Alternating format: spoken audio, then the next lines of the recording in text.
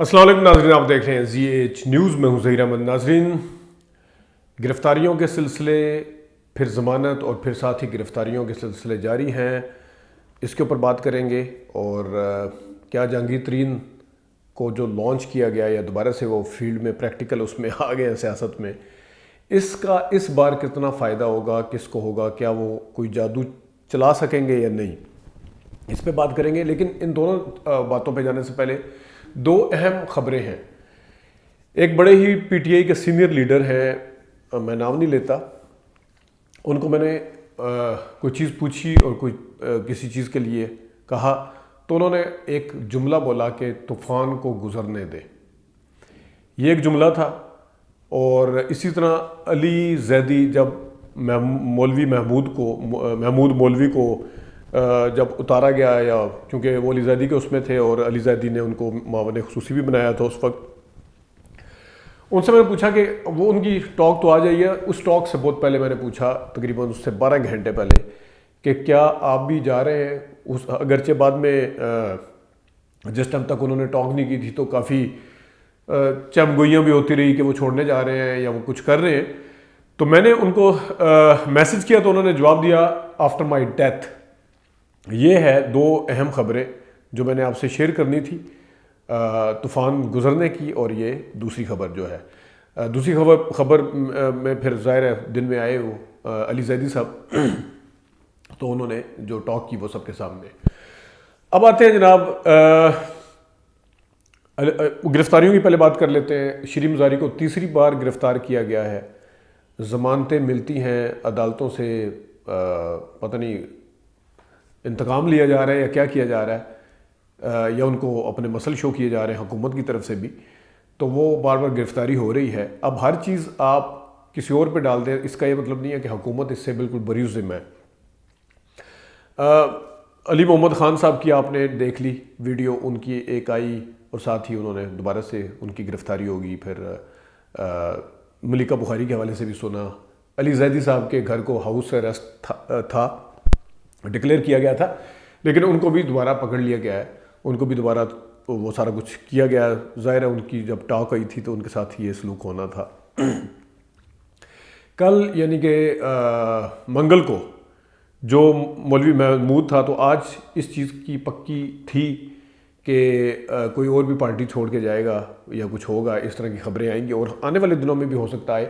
لیکن جس قسم کی پارٹی کو چھوڑنے کے حوالے سے، شخصیات کے حوالے سے کہا جا سکتا تھا، امید کی جا سکتی تھی کہ شاید اس کا نام آئے گا، شاید اس کا آئے گا، شاید اس کا، ان کا تو نہیں آیا، بلکہ اس بندے کا آیا جو خود اپنے منہ سے کہہ رہے ہیں کہ میں 1-1.5 مہینے سے لا تعلق ہوں پارٹی کے ساتھ۔ اگرچہ عامر کیانی صاحب اہم عہدے پہ رہے ہیں اور ہمارے حلقے میں وہ ادھر لڑتے بھی ہیں، پھر ان کے اوپر کرپشن کے کیس بنے، جھوٹے تھے سچے تھے، اس کو پی ڈی ایم نے بہت زیادہ نام بھی لیا، ابھارا۔ ظاہر ہے اس وقت اگر وہ کسی اور پارٹی میں جاتے ہیں، سونر لیٹر جا بھی سکتے ہیں، تو ان سے پوچھا جانا تھا اس پارٹی سے کہ ان کے تو کرپشن کے کیس تھے، ظاہر ہے اگر نون لیگ میں جائیں گے تو وہ ان کا نام لے کے کرتے رہے، تو پھر اس پارٹی کے اوپر بھی حرف آتا۔ تو پتہ نہیں اب یہ سیاست میں رہتے یا نہیں رہتے، لیکن بہرحال کچھ نہ کچھ ایسا تھا جس کو دکھا کے ان سے یہ کیا گیا ہے۔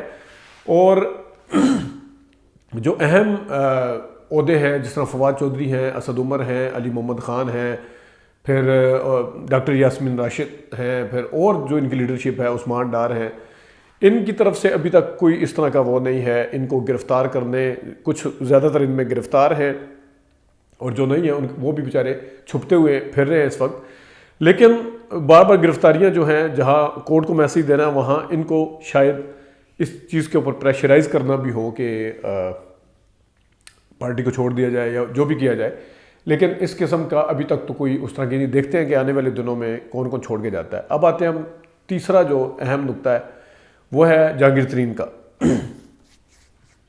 جہانگیر ترین صاحب آئے ہیں، ظاہر ہے اکثر اگر آپ کسی پارٹی کے اوپر الزام لگائیں کہ وہ اس کو اسٹیبلشمنٹ کی پشت پناہی ہے، یہ ہے وہ ہے، تو ایک تو جس پارٹی کو اگر اسٹیبلشمنٹ، جس طرح اگر بالفرض عمران خان کو کیا یا اس سے پہلے نواز شریف کو سپورٹ کیا، تو ان کے اپنا ووٹ بینک ہے، ان کا اپنا ووٹ بینک ہے۔ جب اپنا ووٹ بینک ہوتا ہے تو پھر ان کی پشت پناہی یا قبولیت اور مقبولیت دونوں ہوتی ہیں. میں اگر شارٹ لفظوں میں آپ کو سمجھاؤں تو پھر کہیں جا کے بات بنتی ہے. اب جب 17 جولائی کا الیکشن ہوا تھا ضمنی، جس کے بعد رانا ثناءاللہ اور نون لیگ نے سب سے بڑا یہ کہا کہ ہم اس وجہ سے ہارے ہیں کیونکہ ہم نے لوٹوں کو دیا تھا، ٹکٹ دیا تھا.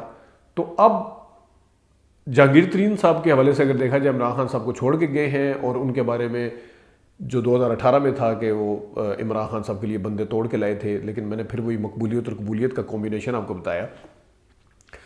ان میں سے ایک چیز بھی مسنگ ہو تو پرابلم ہوتی ہے. مقبولیت ہے، قبولیت نہیں ہے، تو وہ پھر عمران خان صاحب کی جو اس وقت صورتحال ہے وہ اس وقت فیس کر رہی ہے پارٹی پوری، اور اس دباؤ میں ہے.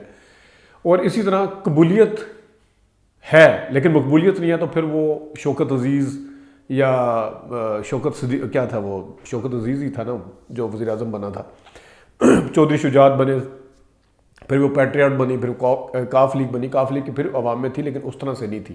تو پھر اس طرح دیکھنا پڑتا ہے کہ مقبولیت والے کے آگے ہی قبولیت کی جائے.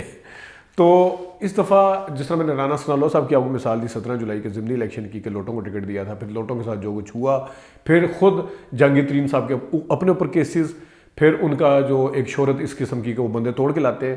مجھے اس دفعہ نہیں لگتا کہ اس قسم کا یہ کوئی جادو چلا سکیں گے. اگر وہ کوئی خود اپنی پارٹی بناتے ہیں تو اس پارٹی کو کتنا وہ آگے لے کے جا سکتے ہیں. میرا نہیں خیال کہ جنوبی پنجاب میں بھی وہ کچھ قابل ذکر قسم کی کامیابی اگر اس طرح کا کوئی نیا سیٹ اپ بنانے کی کوشش کی جاتی ہے اس کو مل پاتی ہے. اب رہی گورنمنٹ، حکومت جو ہے وہ اس وقت پورے طریقے سے خوش ہے. ان کے مقصد جو ہیں وہ جو حاصل نہیں ہو پا رہے تھے تو وہ آسانی کے ساتھ انہیں اپنے مقاصد حاصل ہوتے ہوئے نظر آ رہے ہیں. لیکن جو زمینی حقائق ہیں وہ کوئی اتنے زیادہ اچھے نہیں ہیں. گرفتاریوں کے ساتھ ساتھ عام ورکرز کی گرفتاری، پھر سوشل میڈیا کے اوپر عورتوں کے حوالے سے جو فوٹیجز آئی ہیں، کل بھی میں نے اس کا ذکر کیا تھا، وہ سارا کچھ، یہ چیزیں جو ہیں ان کو آپ وقتی طور پہ دبا ضرور سکتے ہیں لیکن یہ اندر سے بجھتی نہیں ہے، ختم نہیں ہوتی کبھی بھی. تو یہ وہ چیزیں ہیں جس کا آج جس طرح میں نے بتایا وہ طوفان والا، دیکھتے ہیں کہ طوفان کتنا لمبا گزرتا ہے اور طوفان جاتے جاتے کس کس کو بہا کے لے کے جاتا ہے. لیکن بہرحال جو زمینی حقائق ہیں، جو اندر کی صورتحال ہے، جو ہو سکتا ہے آپ کو مین اسٹریم میڈیا میں اس طرح سے نہ نظر آ رہی ہو، وہ کوئی اتنی زیادہ اچھی نہیں ہے اس وقت.